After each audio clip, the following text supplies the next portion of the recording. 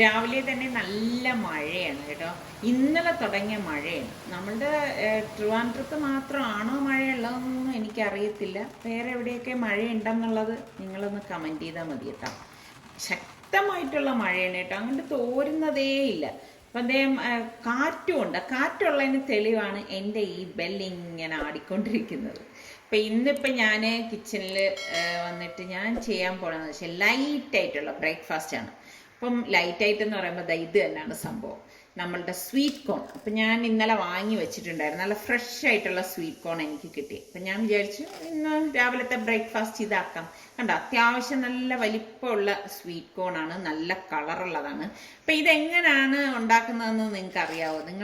നിങ്ങൾ ഏത് രീതിയിലൊക്കെയാണ് ഇത് തയ്യാറാക്കുന്നത്? ഞാൻ എങ്ങനെയാണെന്ന് വെച്ചാൽ ഇവിടെ ഇവർക്കൊക്കെ ഇഷ്ടം ഇതുപോലെയാണ്, ചുട്ടെടുക്കാറുണ്ട്. ഇതിപ്പോൾ അങ്ങനെയല്ല.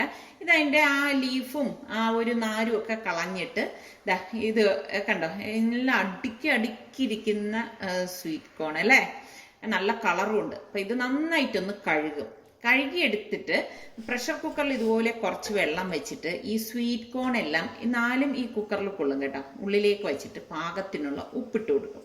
ഉപ്പിട്ട ശേഷം നമുക്ക് കുക്കർ മൂടിയിട്ട് ഞാൻ 4 വിസിൽ വരെ ഇത് വേവിച്ചെടുക്കും.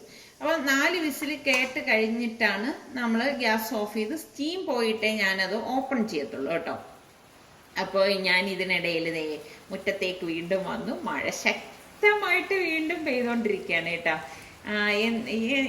ഇത് മഴക്കാലമാണോ ശരിക്കും എനിക്കറിയത്തില്ല. വിചാരിച്ചിരിക്കാതെ ഇതുപോലെ മഴ അങ്ങ് കടുക്കുന്നുണ്ട്, പിന്നെ ഒന്ന് സ്ലോ ആവും, വീണ്ടും മഴ ശക്തി ആർജിക്കുകയാണ്. അപ്പം ഇതിനിടയിൽ നമ്മളുടെ കുക്കറിൻ്റെ സ്റ്റീമൊക്കെ പോയ ശേഷം ഞാൻ കുക്കർ ഓപ്പൺ ചെയ്തു. പാകത്തിന് വെന്ത് വന്നിട്ടുണ്ട്. ഞാൻ കാണിച്ചു തരാമേ. കണ്ടോ, ഇത് നമ്മളിങ്ങനെ ഇതുപോലെ അടർത്തി എടുക്കുമ്പോൾ ഊരി വരും. ഇതാണ് അതിൻ്റെ പരുവം എന്ന് പറയുന്നത്. അപ്പം ഇതുപോലെ വെന്ത് കിട്ടിയാൽ മാത്രമേ നമുക്ക് അത് കഴിക്കുമ്പോൾ നല്ല ഒരു എന്താ പറയാൻ ടേസ്റ്റ് കിട്ടത്തുള്ളൂ. അപ്പം ഇതിപ്പോൾ ഞാനൊരു പ്ലേറ്റിലേക്ക് വെച്ചിട്ട് ബട്ടറാണ് കേട്ടോ, ബട്ടർ ഇതുപോലെ തേച്ച് കൊടുക്കും. അപ്പം ഞാനിതിപ്പോൾ ഫ്രിഡ്ജിൽ നിന്ന് എടുത്തിട്ട് വന്ന ബട്ടറാണ്. അപ്പം അതുകൊണ്ട് തന്നെ ഇത് നല്ല കട്ടിക്കാണ് ഇരിക്കുന്നത്. അപ്പം ബട്ടർ എല്ലായിടത്തും തേച്ച് കൊടുത്ത ശേഷം ഞാനിതുപോലെ ഒരു പ്ലേറ്റിലേക്ക് കുറച്ച് മുളക് പൊടിയും ഉപ്പും ഇതുപോലെ നാരങ്ങ പകുതി കട്ട് ചെയ്തിട്ടുണ്ടല്ലോ, എന്നിട്ട് ഈ നാരങ്ങ ഇതുപോലെ ഒന്ന് മിക്സ് ചെയ്ത് ഇതിലേക്ക് എടുത്തിട്ട് ഈ സ്വീറ്റ് കോണിലേക്ക് ഇതുപോലെ തേച്ച് കൊടുക്കുക എന്ന് പറഞ്ഞാൽ നാരങ്ങയുടെ നീരും അതിലേക്ക് വരും കേട്ടോ. ഒന്ന് പിഴിഞ്ഞതുപോലെ തേച്ച് കൊടുക്കുകയാണ് ചെയ്യുന്നത്. ഇപ്പൊ നമ്മളുടെ ബ്രേക്ക്ഫാസ്റ്റ് റെഡിയാണ്. അടിപൊളി ടേസ്റ്റ് ആണ് കേട്ടോ. ഈ രീതിയിൽ ട്രൈ ചെയ്യാത്തവർ ട്രൈ ചെയ്ത് നോക്കണം. നല്ല ഒരു ചൂടോടുകൂടി ഇത് കഴിക്കുമ്പോൾ ആ ഒരു രുചിയുണ്ടല്ലോ, പറഞ്ഞറിയിക്കാൻ പറ്റത്തില്ല. ഒരു പുളിപ്പും എരിവും മധുരവും ഒക്കെ ചേർന്ന ആ സ്വീറ്റ് കോണിന്റെ അടിപൊളി ടേസ്റ്റ് ആണ് കേട്ടോ.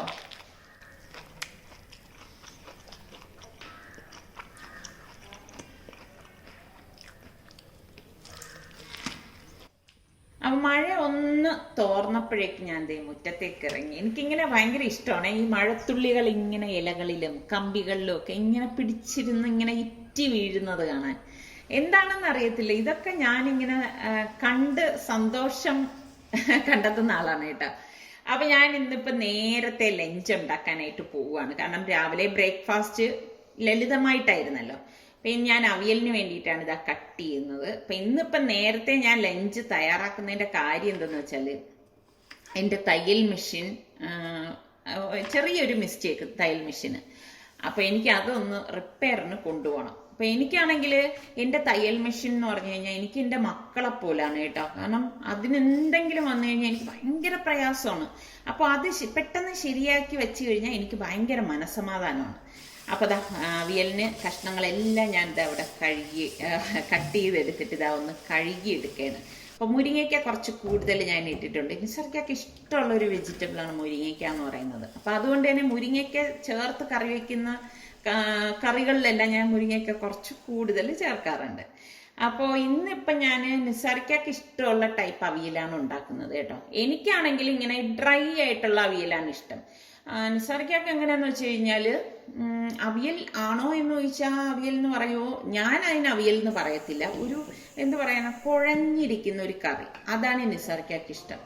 അപ്പോൾ ഇത് നമ്മളുടെ കഷ്ണങ്ങളിൽ ഞാൻ മഞ്ഞൾ ഇട്ടിട്ടുണ്ടായിരുന്നു, കുറച്ച് വെള്ളം ഒഴിച്ചിട്ട് ഇത് അടച്ചു വെച്ചൊന്ന് വേവിച്ചെടുക്കുകയാണ്. ഇപ്പം നിങ്ങൾക്കൊക്കെ അവിയലിന് ഡ്രൈ ആണോ ഇഷ്ടം അതേ ഇതുപോലെ കുഴഞ്ഞതാണ് ഇഷ്ടം. പിന്നെ എൻ്റെ ഇഷ്ട വിഭവമാണ് പാവയ്ക്ക. അപ്പം ഞാൻ പാവയ്ക്കയും കട്ട് ചെയ്തെടുക്കുകയാണ്. എനിക്ക് ഭയങ്കര ഇഷ്ടമാണ് കേട്ടോ പാവയ്ക്ക. പാവയ്ക്ക കൊണ്ടുള്ള വിഭവങ്ങളെല്ലാം എനിക്കിഷ്ടമാണ്. അപ്പം ഞാൻ പാനിൽ എണ്ണ ഒഴിച്ച് കടുക് പൊട്ടിച്ച ശേഷം ഈ അരിഞ്ഞ പാവയ്ക്കയും ഉപ്പും മഞ്ഞൾപ്പൊടിയും ചേർത്തൊന്ന് വഴറ്റി കൊടുക്കും. അപ്പോൾ ഇതിങ്ങനെ ഈ കുറച്ച് എണ്ണയിലാണ് നിങ്ങൾ കണ്ടില്ലേ ഇതുപോലെ ഒന്ന് വഴറ്റിയെടുക്കുന്നത്. അടച്ചു വെക്കത്തൊന്നുമില്ല, അങ്ങനെ തന്നെ വേവിച്ചെടുക്കുകയാണ് ചെയ്യുന്നത്. അപ്പം നമുക്ക് തേങ്ങയും വെളുത്തുള്ളിയും പച്ചമുളക് കുറച്ച് കൂടുതലിടും, കുറച്ച് ചെറിയ ജീരകവും മഞ്ഞൾപ്പൊടിയും കറിവേപ്പിലയും. എന്നിട്ട് ബാക്കി കുറച്ച് കറിവേപ്പില ഉള്ളത് ഞാൻ ഈ പാവയ്ക്കയിലേക്ക് ഇട്ട് കൊടുക്കുകയാണേ. എന്നിട്ട് പാവയ്ക്ക ഒന്ന് ഇതുപോലെ ഒന്ന് വഴറ്റി കൊടുക്കും. അപ്പം നമ്മൾ ഈ അരപ്പൊന്ന് അരച്ചെടുക്കുകയാണ്. ഇതുപോലെ ഒന്ന് കറക്കിയെടുത്ത ശേഷം ഞാൻ ഇതിലേക്ക് ഏകദേശം ഒരു 2 ടേബിൾ സ്പൂണോളം തൈര്, കട്ടിയുള്ള തൈരും കൂടി ഇട്ടിട്ട് ഒന്ന് അടിച്ചെടുക്കും. അവിയലിന് വേണ്ടിയിട്ടാണ് കേട്ടോ. അപ്പോൾ ദാ ഇതുപോലെ വേണം ഇന്ന് അരച്ചെടുക്കാനുള്ളത്. ഇതൊന്ന് ഒതുക്കിയെടുക്കുകയാണ് ഞാൻ. ഒതുക്കിയെടുത്തിട്ട് വീണ്ടും ഒന്ന് കറക്കിയെടുക്കുന്നത് കേട്ടോ. അപ്പോൾ കറക്റ്റ് പരുവത്തിന് നമുക്ക് കിട്ടും. അപ്പോൾ ദാ നമ്മളുടെ അരപ്പ് ഇവിടെ റെഡി ആയിട്ടുണ്ട്. അപ്പോൾ ഈ അരപ്പാണ് ഞാൻ അവിയലിലേക്ക് ചേർക്കുന്നത്. അപ്പം ഈ പാവയ്ക്കയിലേക്ക് ഞാൻ ഒരു 2 ടീസ്പൂണ് മുളക് പൊടിയും കൂടി ഇട്ടിട്ട് ഇതാ ഇതുപോലെ ഒന്ന് ഇളക്കിയെടുക്കുകയാണ്. ഇത്രയേ ഉള്ളൂ പാവയ്ക്കയുടെ ഏർപ്പാടെന്ന് പറയുന്നത്. ഇല്ലാതെ മൊരിച്ചിട്ടൊന്നും എടുക്കത്തില്ല, എനിക്ക് പിന്നെ അതിൻ്റെ ഗുണമൊക്കെ നഷ്ടപ്പെടത്തില്ലേ. അപ്പോൾ ദാ അവിയൽ വെന്ത് വന്നപ്പോഴേക്ക്, പച്ചക്കറികൾ വെന്ത് വന്നപ്പോഴേക്ക് ഞാൻ ഈ അരപ്പ് ഇതിലേക്ക് ഇട്ടിട്ട് ഇതാ ഇതുപോലെ ഒന്ന് ഇളക്കി കൊടുക്കുകയാണ്. ഇതുപോലെ ഒന്ന് ഇളക്കി എടുത്ത ശേഷം ഞാൻ നമ്മളുടെ ഈ അരച്ചെടുത്ത മിക്സിയുടെ ജാറിൽ കുറച്ച് വെള്ളം ഒഴിച്ചിട്ട് അതും കൂടി ഇതിലേക്ക് ഒഴിച്ചു കൊടുത്തിട്ട് നന്നായിട്ടൊന്ന് ഇളക്കിയെടുക്കും. കണ്ട കഷ്ണങ്ങളൊക്കെ വെന്ത് ഇങ്ങനെ കുഴഞ്ഞ് വരുന്ന ആ ഒരു പരുവത്തിലാണ് ഇരിക്കുന്നത്. എന്നിട്ട് ഉപ്പൊക്കെ പാകത്തിനുണ്ടോ എന്ന് നോക്കിക്കോണം. കുറച്ച് കറിവേപ്പിലയും കൂടി ഇതിലേക്ക് ഇട്ടിട്ട് ഇതുപോലെ ഇളക്കിയെടുത്ത് നല്ല ഒരു തിള ഇങ്ങനെ വരുമ്പോഴേക്കും ഞാൻ ഗ്യാസ് ഓഫ് ചെയ്യാണ് ചെയ്യണം കേട്ടോ. അല്ല അടിപൊളി അവിയൽ, എൻ്റെ ഭാഷയിലല്ല നിസാറിക്കയുടെ സ്റ്റൈലിലുള്ള ഇതിലാണ് പറയണത്. അവിയൽ റെഡിയാണ്. ഞാൻ പറഞ്ഞല്ലോ എനിക്ക് ഡ്രൈ ആയിട്ടുള്ളതാണ് ഇഷ്ടം. അപ്പോൾ നമ്മളുടെ മീൻ പൊരിക്കാനായിട്ട് ഞാൻ പുരട്ടി വെച്ചിട്ടുണ്ടായിരുന്നു. അപ്പോൾ ഒരു പാനിൽ എണ്ണ ഒഴിച്ചിട്ട് നമ്മുടെ നെത്തോലി മീൻ ആദ്യം ഞാനൊന്ന് പൊരിച്ചെടുക്കുകയാണ്. ഇവിടെ ഓരോരുത്തർക്ക് ഓരോരോ ഇഷ്ടങ്ങളാണ്. സുൽത്താനാണെങ്കിൽ നെത്തോലി മീൻ ഫ്രൈ ചെയ്യുക എന്ന് പറഞ്ഞു കഴിഞ്ഞാൽ ഇങ്ങനെ വടി കണക്ക്, അതായത് ഭയങ്കര ഡ്രൈ ഫ്രൈ ആണ് അവനിഷ്ടം. അപ്പം ഞാൻ കൈകൊണ്ട് ഇതൊന്ന് ലെവൽ ചെയ്ത് കൊടുക്കണേ. നമ്മളുടെ പുതിയതായിട്ട് കുക്ക് ചെയ്യുന്ന ആൾക്കാരൊന്നും ഇതൊന്നും അനുകരിക്കരുത് കേട്ടോ. കാരണം ഇതൊക്കെ എൻ്റെ ഒരു എക്സ്പീരിയൻസ് കൊണ്ട് ഞാൻ ചെയ്യണതാണ്. അപ്പോൾ അത് അവിയൽ ഇവിടെ പാകത്തിന് റെഡി ആയിട്ടുണ്ട്. ഇനി ഞാൻ ഗ്യാസ് ഓഫ് ചെയ്യാണ് കേട്ടോ. അപ്പോൾ നമ്മുടെ സുൽത്താനും റിസ്വാനും ചപ്പാത്തി വേണമല്ലോ. അപ്പം ഞാൻ ചപ്പാത്തി റെഡിയാക്കാണ്. ഇവിടെ ഇപ്പോൾ കുറേ കാലമായി ഇപ്പോൾ ചോറ് കഴിപ്പേയില്ല. ഞാൻ നിർബന്ധിക്കുമ്പോഴാണ് അവർ ചോറൊക്കെ കഴിക്കുന്നത് കേട്ടോ. എപ്പോഴെങ്കിലും. സുൽത്താൻ തീരെ കഴിക്കത്തില്ല. അപ്പോൾ അവർക്ക് വേണ്ടിയിട്ട് ചപ്പാത്തി തന്നെ തയ്യാറാക്കുകയാണ് ചെയ്യുന്നത്. അപ്പോൾ നമ്മളുടെ ഫിഷ് ഞാൻ ഒരുപാടൊന്നും അങ്ങ് ഡ്രൈ ഫ്രൈ ആക്കാനായിട്ട് പോയിട്ടില്ല കേട്ടോ. അപ്പോൾ അത് എണ്ണയൊന്ന് വാലാനായിട്ട് ഞാൻ ഇതുപോലെ ഒരു സൈഡിലേക്ക് ഒതുക്കി കൊടുക്കുകയാണ്. എന്നിട്ട് എണ്ണ വന്ന ശേഷം ഞാനത് പ്ലേറ്റിലേക്ക് മാറ്റിയിട്ട് കുറച്ച് വെളിച്ചെണ്ണയോടെ ഒഴിച്ചിട്ട് നമ്മളുടെ നവര മീനുണ്ടല്ലോ അതൊന്ന് ഫ്രൈ ചെയ്തെടുക്കാൻ കേട്ടോ. എനിക്ക് ഭയങ്കര ഇഷ്ടമാണ് കേട്ടോ ഈ നവര മീൻ ഫ്രൈ ചെയ്ത് കഴിക്കുന്നത്. നമ്മുടെ ഇവിടെയൊക്കെ നവര എന്ന് പറയും. നിങ്ങളൊക്കെ എന്താണ് ഇതിന് പറയുന്നത്? ഓരോ നാട്ടിലും ഓരോരോ പേരിലല്ലേ ഓരോ മീനും അറിയപ്പെടുന്നത്. ചിലയിടത്ത് എനിക്കൊന്ന് ചെങ്കലവ എന്നൊക്കെ പറയും തോന്നുന്നു. എനിക്ക് അറിഞ്ഞൂടാ, ഒന്ന് പറയണേ എന്താണ് ഈ മീനിന് പറയുന്നതെന്ന്. അപ്പോൾ നമുക്ക് മറിച്ചിട്ട് കൊടുക്കുക. ഒരു സൈഡ് റെഡിയായപ്പോൾ മറിച്ചിട്ട് കൊടുക്കണം. അപ്പോൾ ഇന്ന് ചുരുക്കം പറഞ്ഞു കഴിഞ്ഞാൽ നല്ല കുശാലായിട്ടുള്ള ഊണാണ് കേട്ടോ. അപ്പം ഞാൻ കൗണ്ടർ ടേബിളൊക്കെ അപ്പോഴും തന്നെ അങ്ങ് തുടച്ചങ്ങ് മാറ്റും. അപ്പോൾ അപ്പോഴപ്പോഴും നമ്മൾ ഇതൊക്കെ ഒന്ന് ക്ലീൻ ചെയ്ത് വെച്ച് കഴിഞ്ഞാൽ നമുക്ക് പിന്നെ ജോലി എളുപ്പമായിരിക്കും. നമ്മളെല്ലാവരും കഴിക്കാനായിട്ട് വന്നിരിക്കുകയാണ്. ഞാൻ പറഞ്ഞില്ലേ, ഞാനാണ് ഇവർക്ക് ഇങ്ങനെ വിളമ്പി കൊടുക്കുന്നത്. അല്ലെങ്കിൽ എന്താ പറയുക, ഇവരെടുക്കത്തില്ല വെജിറ്റബിൾസ് ഒക്കെ കണ്ടു കഴിഞ്ഞാൽ. അപ്പോൾ ഇവരുടെ പ്ലേറ്റിലേക്ക് ഇതുപോലെ വെച്ച് കൊടുക്കും. ഇപ്പം പാവയ്ക്ക ഇവർക്ക് ഇഷ്ടമല്ല, പക്ഷെ ഞാൻ എടുക്കാൻ വേണ്ടിയിട്ട് വെച്ചു കൊടുക്കുകയാണ് കേട്ടോ. അല്ലെങ്കിൽ അവർ വേണ്ടാന്ന് പറയും. സുൽത്താൻ ഇങ്ങനെ വലിയ കയ്യിൽ കൊണ്ടുവരുവേ എടുക്കാൻ, എന്നിട്ട് കുറച്ച് പീസാക്കിയാണ് എടുക്കുന്നത്. അപ്പോൾ ഇനിയിപ്പം നമ്മളുടെ ലഞ്ച് കഴിഞ്ഞിട്ട് വേണം നമുക്ക് പുറത്തേക്ക് പോകാനുള്ളത്. നമ്മൾ വെളിയിലേക്ക് ഇറങ്ങിയപ്പോഴേക്കും മഴയ്ക്ക് ചെറിയൊരു ശമനം വന്നിട്ടുണ്ട്.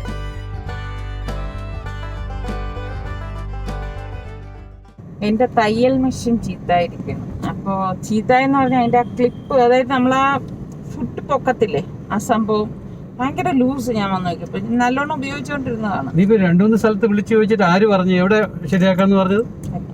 തക്കാട്. അവിടെ ഒരു ഇതുണ്ടെന്ന് പറഞ്ഞു. അപ്പൊ ഞാൻ പറഞ്ഞു എനിക്ക് വേഗം വേണം, സർവീസ് അല്ല, ഈ ഒരു സംഭവം മാറ്റിയാ മതി. വരുമ്പോ പണികളെല്ലാം ഒരുമിച്ചാണല്ലോ, ഒരുമിച്ച് പണി കിട്ടി. വാഷിംഗ് മെഷീൻ ഇതുവരെ കംപ്ലൈന്റ് ഇല്ലായിരുന്നു. ഇപ്പൊ ഉണ്ട്, അതിലേക്ക് വെള്ളം വരുന്നില്ല. 2017 വാങ്ങിച്ചാണ്. പ്രശ്നമൊന്നും വരേണ്ടതല്ല, പക്ഷെ മെഷീനിലേക്ക് വെള്ളം വരുന്നില്ല. അപ്പൊ ഇന്ന് അതിന്റെ ആള് വന്നിട്ടുണ്ടായിരുന്നു. 8ന്റെ പണിയാണ് കിട്ടിയത്. അങ്ങനെ വാഷിംഗ് മെഷീൻ, അത് ഇനി സാധനം അവർക്ക് വരുത്തിച്ചിട്ട് വേണം നമുക്ക് അതിൽ കൊണ്ടുവന്ന് ഫിക്സ് ചെയ്യാനൊക്കെ. 5 ദിവസം മിനിമം എടുക്കും പറയും. അതങ്ങനെ തയ്യൽ മെഷീൻ ഇങ്ങനെ. തുണി കഴുകണ്ടേ? ഞാൻ ഇല്ലില്ല. ഇപ്പൊ നിസ്സാർക്കൊക്കെ ഞാന് ഇപ്പൊ നമ്മളിവിടെ പുതിയ വീട്ടിൽ വന്ന ശേഷം ഞാൻ മെഷീൻ പഴയ വീട്ടിലാണ് ഇരിക്കണത്. കൈകൊണ്ടാണ് കഴുകി കൊടുക്കുന്നത്. നിസ്സാർക്കൊക്കെ മെഷീനിൽ ഇടുന്നത് ഇഷ്ടമേ അല്ല കേട്ടോ. അവിടെ ഉപയോഗിക്കുന്ന ആൾക്കാർ നമ്മുടെ സുൽത്താനും റിസ്വാനുമാണ്. അവരാണ് ചീത്തയാക്കിയത്. അവരാണ്. അല്ലല്ല, അവര് പറഞ്ഞതെന്ന് വെച്ചാല് കുറച്ച് ഈ പുതിയ സാധനം വാങ്ങിച്ചു കഴിഞ്ഞ് കുറച്ച് ദിവസം കഴിയുമ്പോ അതിന്റെ ഞാൻ എന്തോ പേര് പറഞ്ഞില്ല, ആ സംഭവം പോയതാണ്. വാൽവ് എന്നാ അത് പോയതാണ്. അതങ്ങനെ ചീത്ത ആകുമെന്ന്. ഒന്നില് അഴുക്കടഞ്ഞാൽ വരുന്നു, അതല്ലെങ്കിൽ പ്രഷർ ചെയ്ത് വെള്ളം വന്നാൽ വരുന്നു, പിന്നെ വെള്ളം ഇല്ലെങ്കിൽ വരുന്നു, പിന്നെ വോൾട്ടേജ് വേരിയേഷൻ വന്നാ വരുന്നു. കുറെ കാരണങ്ങളൊക്കെ പറഞ്ഞു.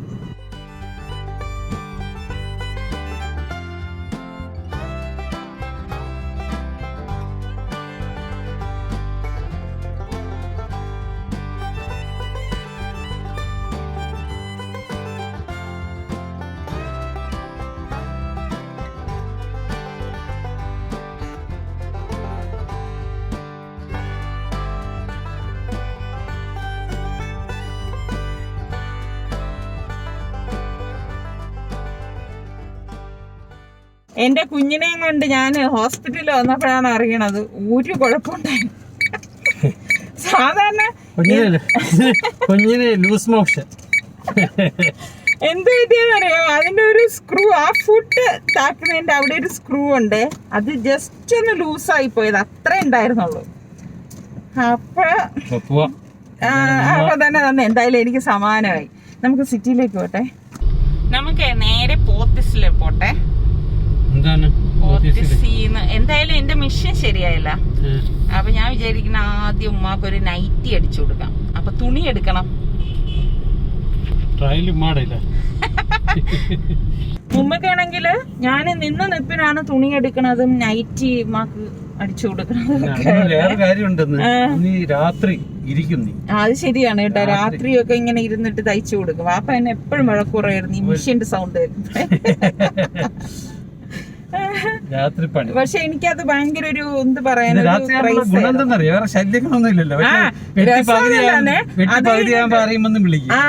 തന്നെ.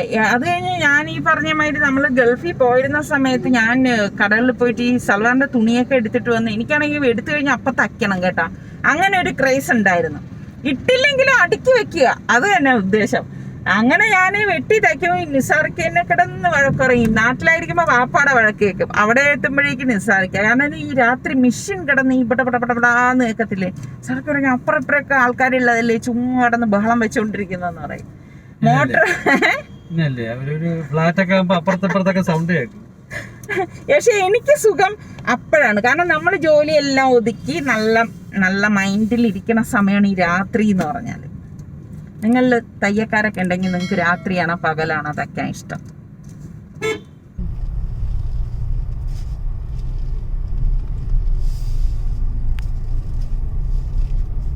നിസാർക്കാണെങ്കിൽ ഭയങ്കര ചമ്മല്.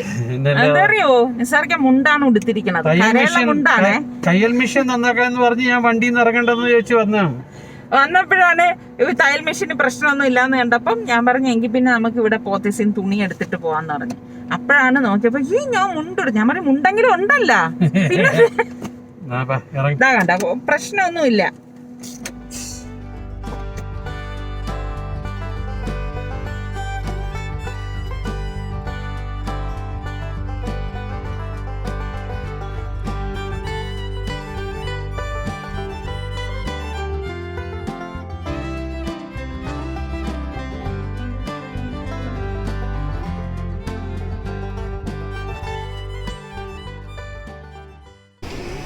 ഇതുണ്ടോ നമ്മളുടെ ഇവിടത്തേൻ്റെ വില. ഞാനന്ന് പറഞ്ഞില്ലേ കോഴിക്കോട് വന്നപ്പം അവിടെ നല്ല വിലക്കുറവിൽ നല്ല അടിപൊളി സാധനം. അത്ര ഭംഗിയൊന്നും അല്ലാത്ത സാധനങ്ങളാണ് ഈ വില.